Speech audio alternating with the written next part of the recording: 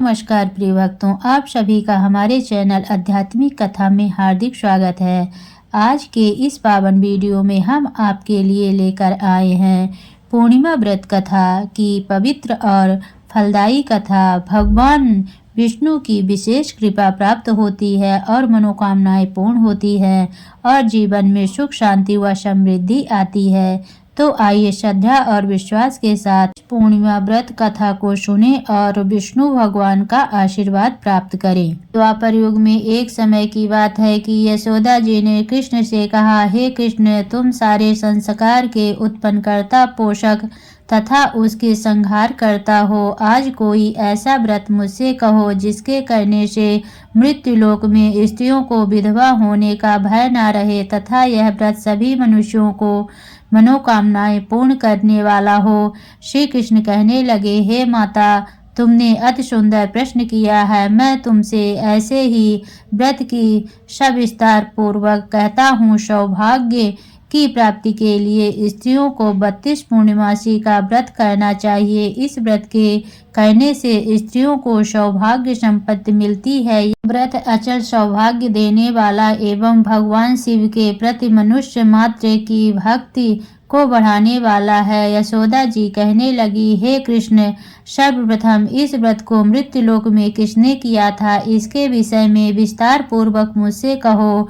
श्री कृष्ण जी कहने लगे कि इस भूमंडल पर एक अत्यंत प्रसिद्ध राजा चंद्रहास से पालित अनेक प्रकार के रत्नों से परिपूर्ण कातिका नाम की एक नगरी थी। वहां पर धनेश्वर नाम का एक ब्राह्मण था और उसकी स्त्री अति सुशीला और रूपवती थी। दोनों ही उस नगरी में बड़े प्रेम के साथ रहते थे। घर में धन धान्य आदि की कमी नहीं थी।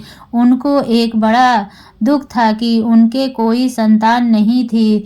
इस दुख से वह अत्यंत दुखी रहते थे। एक समय एक बड़ा तपस्वी योगी उस नगरी में आया। यह योगी उस ब्राह्मण के घर को छोड़कर अन्य सब घरों से भिक्षा लाकर भोजन किया करता था।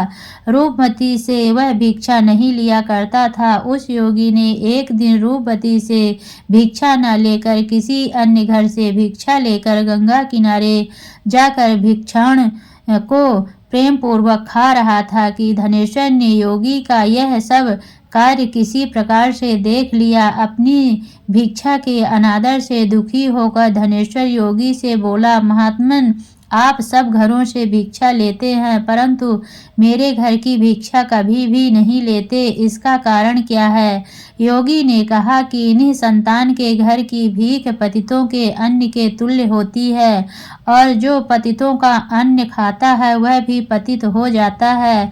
चूंकि तुम निसंतान हो अतः पतित हो जाने के से मैं तुम्हारे घर की भिक्षा नहीं लेता हूँ। धनेश्वर यह बात सुनकर अपने मन में बहुत दुखी हुआ और हाथ जोड़कर योगी के पैरों पर गिर पड़ा तथा अंतर्भाव से कहने लगा, हे महाराज, यदि ऐसा है तो आप मुझको पुत्र प्राप्ति का उपाय बताइए। आप सर्वज्ञ हैं, मुझ पर अवश्य ही यह कृपा कीजिए। धन की मेरे घर में कोई कमी नहीं परंतु मैं पुत्र न होने के कारण अत्यंत दुखी हूँ।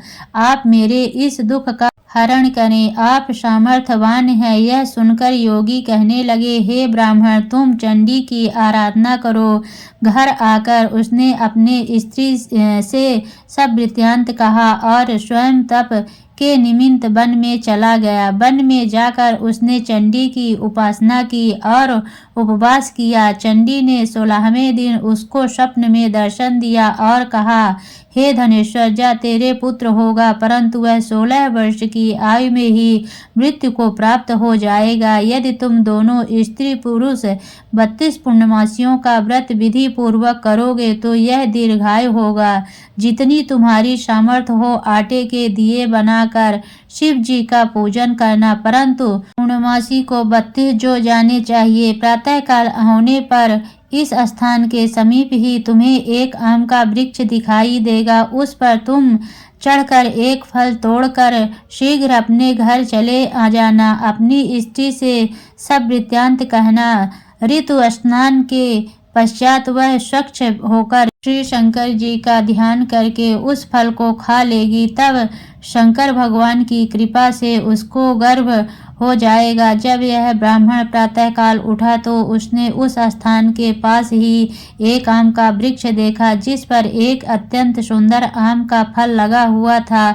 उस ब्राह्मण ने उस आम के वृक्ष पर चढ़कर उस फल को तोड़ने का प्रयत्न किया, परंतु वृक्ष पर कई बार प्रयत्न करने पर भी वह न चढ़ पाया। तब तो उस ब्राह्मण को बहुत चिंता हुई और विघ्न विनाशक श्री गणेश जी की वंदना करने लगा। हे दयानिधे, अपने भक्तों के विघ्नों का नाश करके उनके मंगल कार्य को करने वाले, दुष्टों का नाश करने वाले, रिद्धि सिद्धि के देने वाले, आप मुझ पर कृपा करके इतना बल दें कि मैं अपने मनोरथ को पूर्ण कर सकूं। इस प्रकार गणेश जी की प्रार्थना करने पर उनकी कृपा से धनेश्वर वृक्ष पर चढ़ गया और उसने एक अति सुंदर आम का फल देखा। उसने विचार किया कि जो वरदान से फल मिला था वह यही है और कोई फल दिखाई नहीं देता। इस धनेश्वर ब्राह्मण ने जल्दी से उस फल को तोड़कर अपनी स्त्री को ला कर दिया और उसकी स्त्री ने अपने पति के कथा अनुसार उस फल को खा लिया और वह गर्भवती हो गई। देवी जी की असीम कृपा से उसे एक अत्यंत सुंदर पुत्र उत्पन्न हुआ, जिसका नाम उन्होंने देवीदास रखा था। माता पिता के हर्ष और शोक के साथ वह बालक शुक्ल पक्ष के चंद्रमा की भांति अपने पिता के घर में बढ़ने लगा। भवानी की कृपा से वह बालक बहुत ही सुंदर, सुशील और विद्या पढ़ने में बहुत ही निपुण हो गया। दुर्गा जी की आज्ञा अनुसार उसकी माता ने 32 पूर्णमासी का व्रत रखना प्रारंभ कर दिया था, जिससे उसका पुत्र बड़ी आय वाला हो जाए। 16वां वर्ष लगते ही देवीदास के माता पिता को बड़ी चिंता हो गई कि कहीं उनके पुत्र की इस वर्ष मृत्यु न हो जाए। इसीलिए उन्होंने अपने मन में विचार किया कि यदि यह दुर्घटना उनके सामने हो गई तो वे कैसे सहन कर सकेंगे। अस्तु उन्होंने देवीदास के मामा को बुलाया और कहा कि हमारी इच्छा है कि देवीदास 1 वर्ष तक काशी में जाकर विद्या अध्ययन करे और उसको अकेला भी नहीं छोड़ना चाहिए, इसीलिए साथ में तुम चले जाओ और 1 वर्ष के पश्चात उसको वापस लौटा लाना। सब प्रबंध करके उसके माता पिता ने काशी जाने के लिए देवीदास को एक घोड़े पर बैठाकर उसके मामा को उसके साथ कर दिया, किंतु यह बात उसके मामा या किसी और से नहीं कही। धनेश्वर ने सपत्नीक अपने पुत्र की मंगल कामना तथा दीर्घायु के लिए भगवती दुर्गा की आराधना और पूर्णमासियों का व्रत करना प्रारंभ कर दिया। इस प्रकार बारंबार 32 पूर्णमासी का व्रत पूरा किया। कुछ समय पश्चात एक दिन वह दोनों मामा और भांजा मार्ग में रात्रि बिताने के लिए किसी ग्राम में ठहरे हुए थे। उस दिन उस गांव में एक ब्राह्मण की अत्यंत सुंदरी, सुशीला, विदुषी और गुणवती कन्या का विवाह होने वाला था। जिस धर्मशाला के अंदर वर और उसकी बारात ठहरी हुई थी, उसी धर्मशाला में देवीदास और उसके मामा भी ठहरे हुए थे। संयोगवश कन्या को तेल आदि चढ़ाकर मंडप आदि का कृत्य किया गया तो लग्न के समय वर को धनुर्वात हो गया। अस्तु वर के पिता ने अपने कुटुंबियों से परामर्श करके निश्चय किया कि यह देवीदास मेरे पुत्र जैसा ही सुंदर है, मैं इसके साथ ही लग्न करा दूं और बाद में विवाह के अन्य कार्य मेरे बेटे के साथ हो जाएंगे। ऐसा सोचकर देवीदास के मामा से जाकर बोला कि तुम थोड़ी देर के लिए अपने भांजे को हमें दे दो, जिससे विवाह के लग्न का सब कृत्य सुरुच रूप से हो सके। तब उसका मामा कहने लगा कि जो कुछ भी मधुर पार्क आदि कन्यादान के समय वर को मिले सब वह मुझे दे दिया जाए तो मेरा भांजा इस बारात का दूल्हा बन जाएगा। ये बात वर के पिता ने स्वीकार कर ली, पर उसने अपना भांजा वर बनने को भेज दिया और उसके साथ सब विवाह कार्य रात्रि में विधि पूर्वक संपन्न हो गए। पत्नी के साथ वह भोजन न कर सका और अपने मन में सोचने लगा कि न जाने यह किसकी स्त्री होगी। यह एकांत में उसी सोच में गरम निश्वास छोड़ने लगा तथा उसकी आंखों में आंसू भी आ गए। तब वधू ने पूछा कि क्या बात है, आप इतने उदास व दुखी क्यों हो रहे हैं। तब उसने सब बातें जो वर के पिता व उसके मामा के बीच हुई थी उसको बतला दी। तब कन्या कहने लगी कि यह ब्रह्म विवाह के विपरीत हो कैसे सकता है। देव, ब्राह्मण और अग्नि के सामने मैंने आपको ही अपना पति माना है, इसीलिए आप ही मेरे पति हैं। मैं आपकी ही पत्नी रहूंगी, किसी अन्य की कदापि नहीं। तब देवीदास ने कहा, ऐसा मत करिए, क्योंकि मेरी आयु बहुत थोड़ी है। मेरे पश्चात आपकी क्या गति होगी, इन बातों को अच्छी तरह विचार लो। परंतु वह दृढ़ विचार वाली थी, बोली कि जो आपकी गति होगी वही मेरी गति होगी। हे स्वामी, आप उठिए और भोजन करिए, आप निश्चय ही भूखे होंगे। इसके बाद देवीदास और उसकी पत्नी दोनों ने भोजन किया तथा शेष रात वे सोते रहे। प्रातःकाल देवीदास ने अपनी पत्नी को 3 नगों से जड़ी हुई एक अंगूठी दी, एक रुमाल दिया और बोला, हे प्रिय, इसे लो और संकेत समझकर स्थिर चित्त हो जाओ। मेरा मरण और जीवन जानने के लिए एक पुष्प वाटिका बना लो,